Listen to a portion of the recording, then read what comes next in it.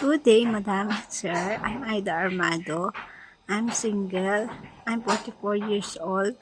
I have 4 brothers and 4 sisters, and I'm youngest of our family.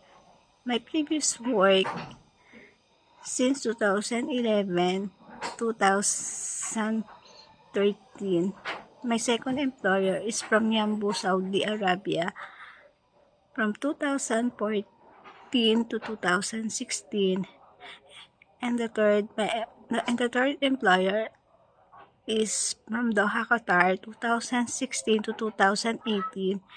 And my fourth employer is from 2020 to 2024.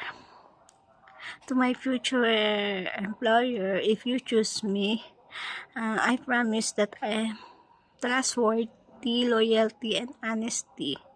My responsibilities are cooking, cleaning, washing, and ironing. Thank you, Ma'am and Sir.